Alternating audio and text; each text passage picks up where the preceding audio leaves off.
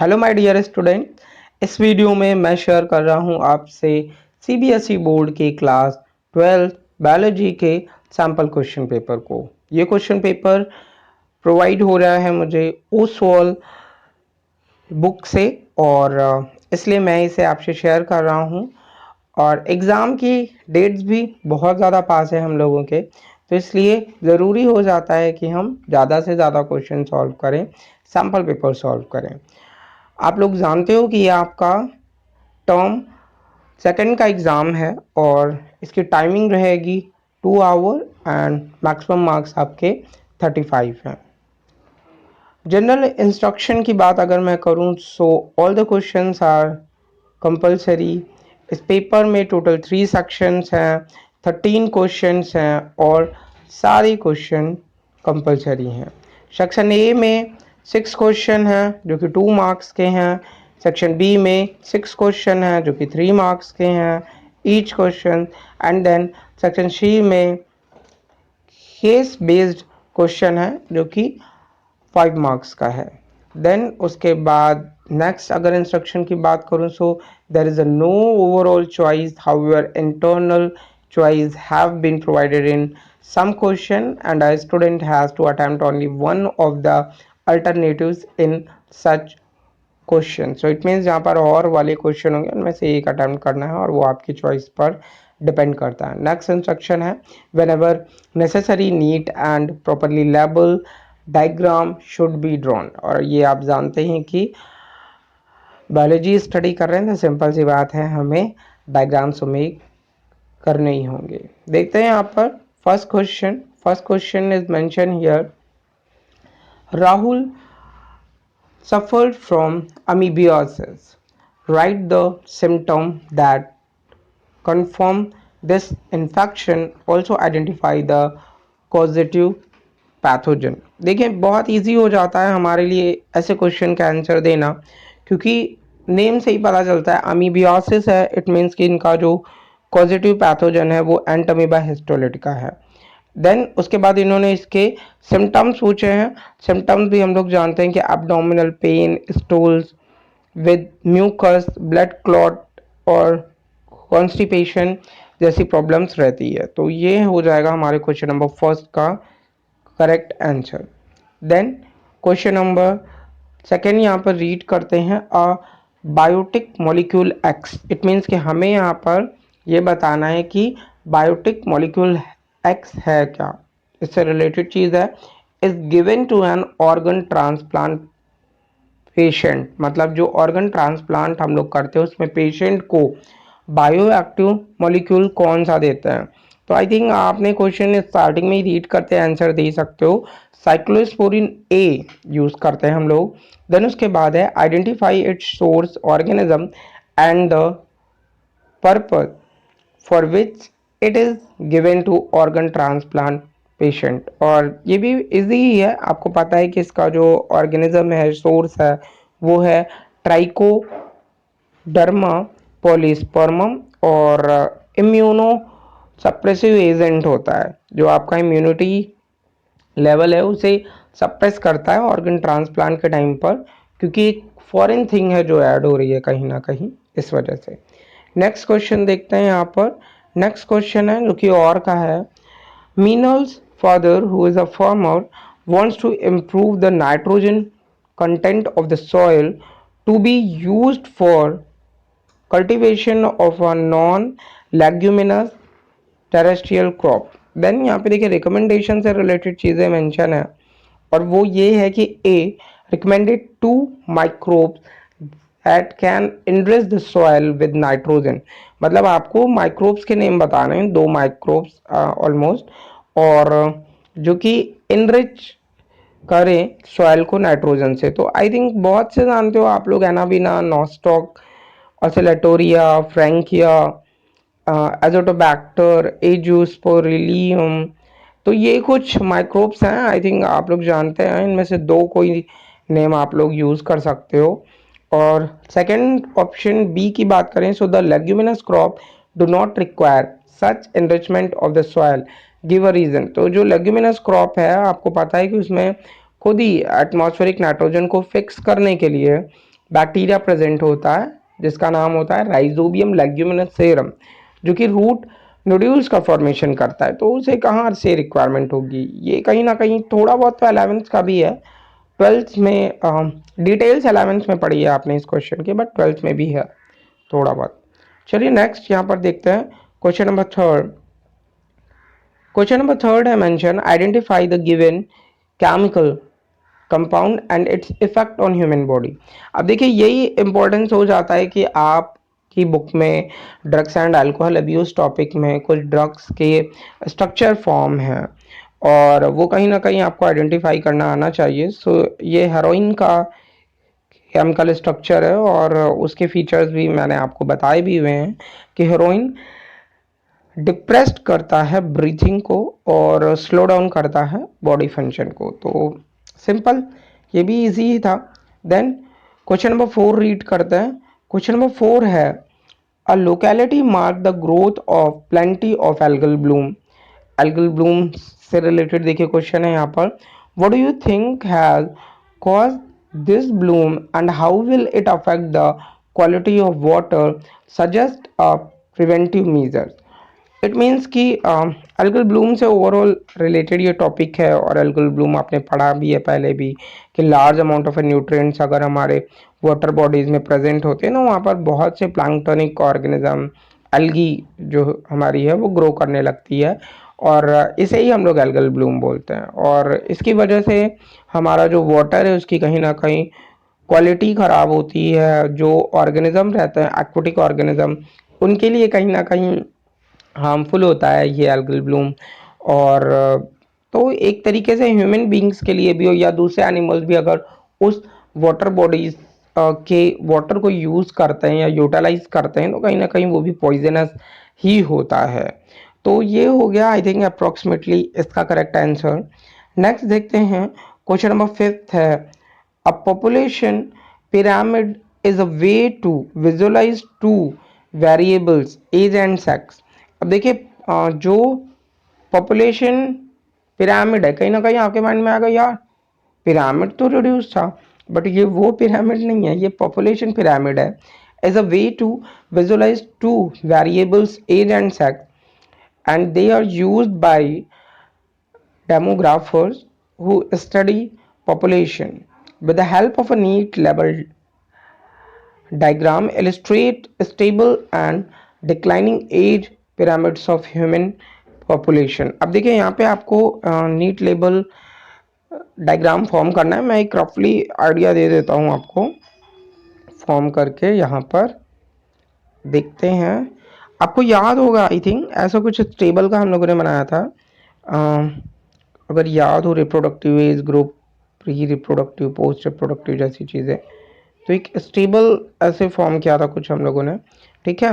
Then मैं next form कर देता हूँ रफली, आप बुक में देख लीजिएगा अच्छे से। दूसरा वाला है डिक्लाइनिंग का, तो इसमें जो प्री रिप्रोडक्टिव फेज थी वो भी शॉर्ट ही थी और कुछ ऐसा फॉर्म था वो डिक्लाइन शो करता हुआ। तो आई थिंक थोड़ा बहुत याद आया होगा, ये रफली बना दिया मैंने कि ये कौन से पिरामिड्स हैं। ओके नेक्स्ट क्वेश्चन यहाँ पे रीड करते हैं। नेक्स्ट क्वेश्चन है 6 number, yes 1 second something, yes okay.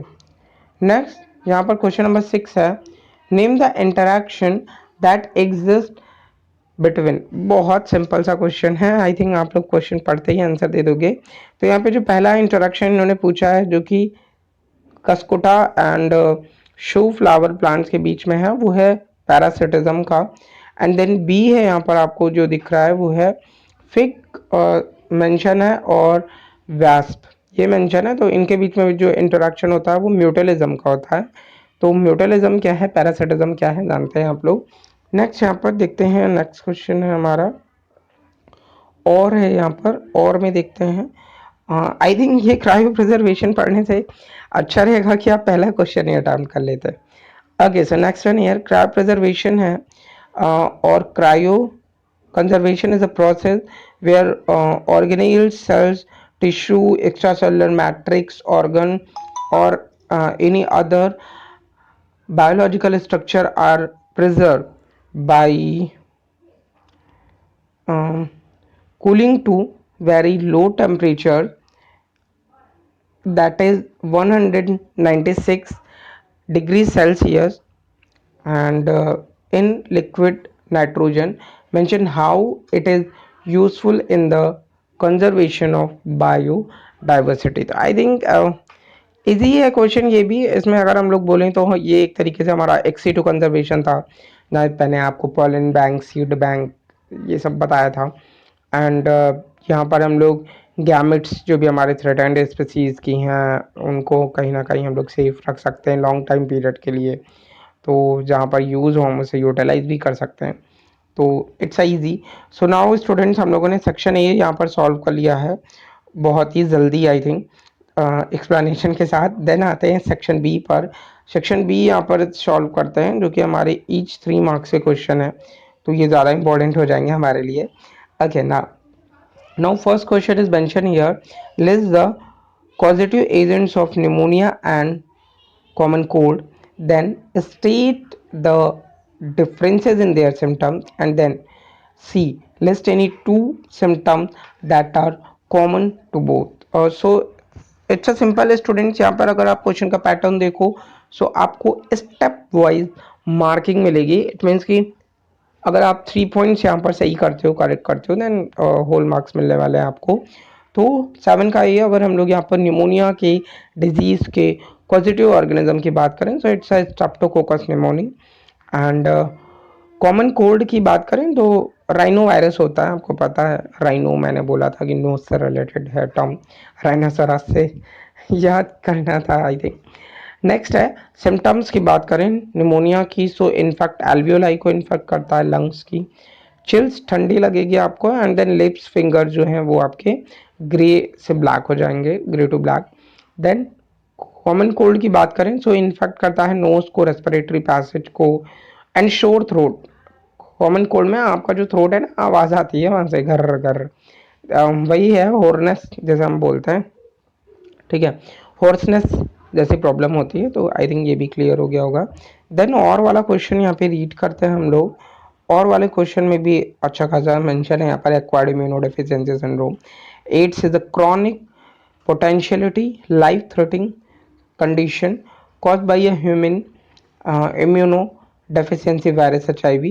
By damaging your immune system, HIV interferes with your body ability to fight infection and disease. How does the HIV break down the immune system of the AIDS patient? तो बहुत अच्छे से इन्होंने पूछा question को, बहुत अच्छी सी कहानी बता करके। तो मैकेनिज्म अगर हम लोग यहाँ पर बोलें, अच्छा हम लोगों ने आई थिंक सी क्वेश्चन यहाँ पे रह गया हमारा, list any two symptom that are common to both. एक सेकंड पहले हम लोग ये सी क्वेश्चन सॉल्व कर लेते हैं। 7 का सी, 7 के सी का जो यहाँ पर कॉमन सिम्टम्स है वो हेडेक एंड कफ है, ठीक है, जो निमोनिया और दोनों में है एक तरीके से कॉमन कोड में। चलिए अब पढ़ते हैं हम लोग ये वाला क्वेश्चन अपना, एड्स वाला, इसका सोल्यूशन करते हैं।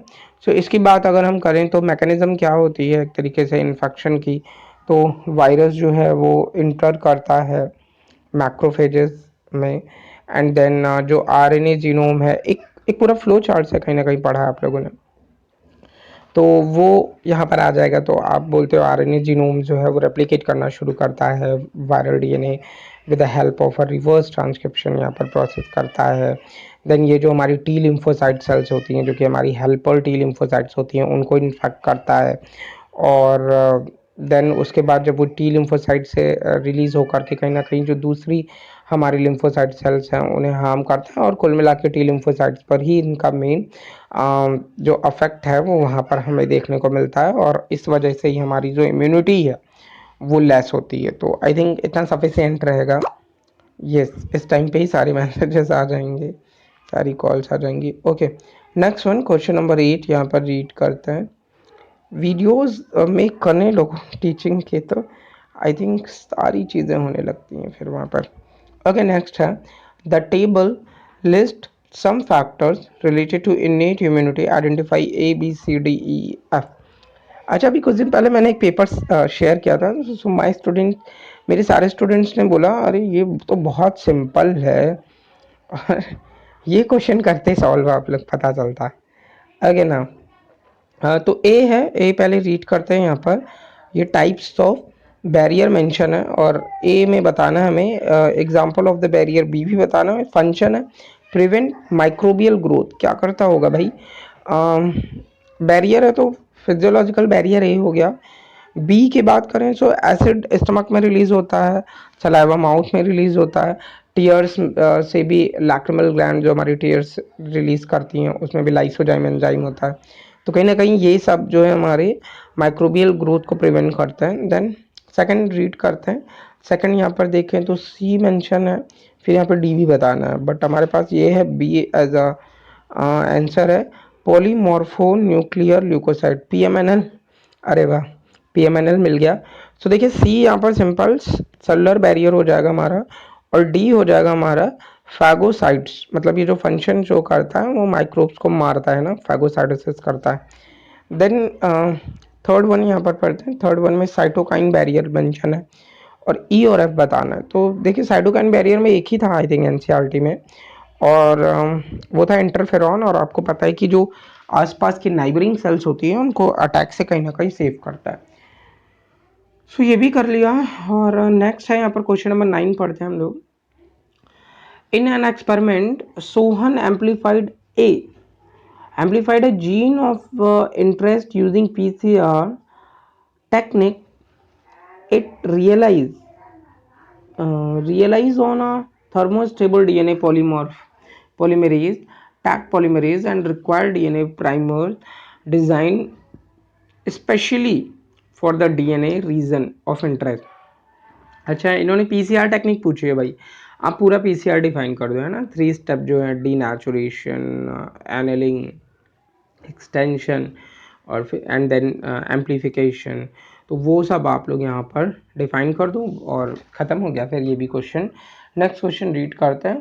क्वेश्चन नंबर 10 देखिए, 3 मार्क्स का है, डायग्राम भी बनाना है आपको, तो ये मत सोचिएगा कि ऐसे ही रिटर्न से वर्क चल जाएगा। तो केयरफुली इस क्वेश्चन को कीजिएगा, प्रॉपर जो एनसीईआरटी में डायग्राम है वो यहाँ फॉर्म होगा। नेक्स्ट है question number 10, align species in vision क्या होता है। बहुत अच्छा क्वेश्चन है बायोडाइवर्सिटी में, मैंने आपको कई सारे वीडियोस प्रोवाइड किए थे इसमें। लैंटाना हमारा प्लांट्स पार्थेनियम कहीं ना कहीं, तो जो बाहर से की कोई स्पीसीज है, इंटरनेशनल इंट्रोडक्शन अगर होता है ना, तो उसे हम लोग बोलते हैं लाइन स्पीसीज या alien species. And next one है हमारा यहाँ पर illustrate it's effect on the biodiversity. अरे बाहर की कोई चीज़ आएगी तो अपने घर की चीज़ को खाएगी और क्या। तो जो नेटिव प्लांट्स हैं कहीं ना कहीं वो ख़त्म होंगे, तो कोई अलाइन या एलियन स्पीसीज आती है, तो जो हमारी इंडिजिनस स्पीसीज है उन दोनों में कंपटीशन होता है कहीं ना कहीं, और जो हमारा खुद का बायोडाइवर्सिटी है वो कहीं ना कहीं हार्म होता है। ठीक है, तो ये हमारा प्रॉपर आंसर हो जाएगा। और एग्जांपल्स में बहुत सारी चीज़ें मेंशन थी, मैंने लैंटाना एज आपको बताया ही, इकॉर्निया जानते हो, और एक दो खुद से भी पढ़ लो, नील पर्च वगैरह। ओके, नाउ देखते हैं यहाँ पर क्वेश्चन नंबर 11 है। क्वेश्चन नंबर 11 में हमसे पूछ रहे हैं, list differences between in Situ and ex situ approaches for conserving biodiversity. Ex situ इन सिटू आपको पता ही है कि अगर हम हैबिटेट में कंजर्व करते हैं किसी ऑर्गेनिज्म को उसी के हैबिटेट में, तो हम उसे बोलते हैं इन सिटू, और आउटसाइड द हैबिटेट करते हैं तो एक्स सिटू। एग्जांपल्स भी बता रखे हैं मैंने आपको, वाइल्ड लाइफ सेंचुरी हो, नेशनल पार्क्स हो, बायोस्फीयर रिजर्व हो, सैक्रेड ग्रोव्स, ये सब इन सिटू के एग्जांपल हैं। एक्स सिटू की बात करें तो बोटानिकल गार्डन, जूलॉजिकल गार्डन, जूज जो हमारे होते हैं, seed pollen bank, cryo preservation वाले मैथड, वो सब यहाँ पे हमारे एग्जांपल हो जाएंगे। देन आई थिंक देखते हैं क्वेश्चन नंबर 12 को। यहाँ पर क्वेश्चन नंबर 12 है, स्टडी द डायग्राम। डायग्राम देख के ही आपको समझ में आ गया होगा ये क्या था, इलेक्ट्रोफोरेसिस में कुछ ऐसा पढ़ा था हम लोगों ने। ठीक है, तो यहाँ पे क्वेश्चंस पढ़ते हैं सीधे। डायग्राम्स तो देख लिया, सेपरेटिंग डीएनए, ये सारी चीज़ें हैं।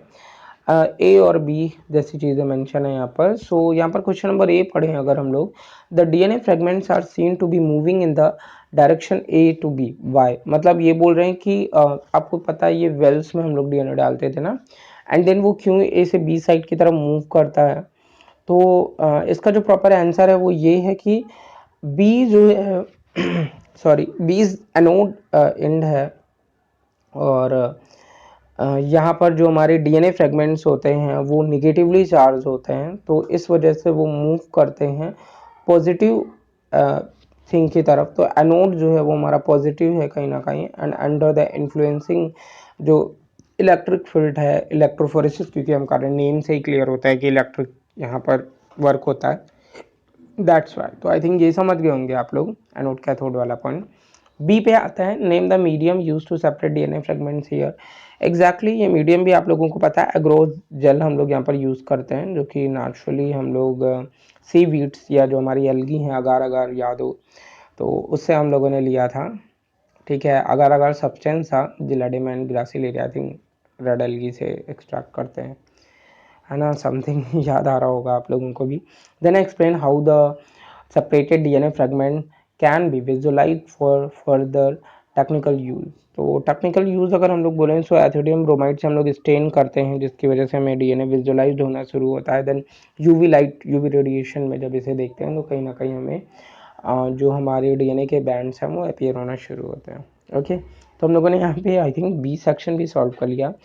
अब ये है सेक्शन सी, और क्या करें, इसे आपको ही दे देंगे, आप सेक्शन सी पढ़ लो और सॉल्व करो।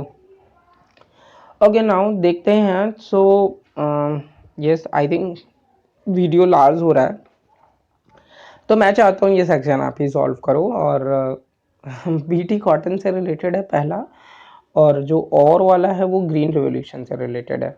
पढ़िएगा, अगर कोई प्रॉब्लम होती है तो then you ask to me, और कमेंट सेक्शन में बताइएगा मुझे कि आपको इस क्वेश्चन को सॉल्व करने में कोई प्रॉब्लम हो रही है सेक्शन सी को। सो 5 मार्क्स का है। अगर मैं बात करूँ यहाँ पर क्वेश्चन कौन सा अटैम्प्ट करना ज़्यादा बेटर रहता है, यहाँ पे देखिए 4 एंड 1 में है, और यहाँ पर 1 2 1 1, मतलब अगर स्टेप मार्किंग में कोई सेक्शन गलत होता है तो यहाँ ज़्यादा नुकसान नहीं होगा, बट यहाँ हो सकता है। चलिए ओके, मिलते हैं हम लोग नेक्स्ट वीडियो में। क्वेश्चन सॉल्व करिएगा, कोई प्रॉब्लम होती है तो मुझे कमेंट सेक्शन में आंसर भी करिएगा। Thank you.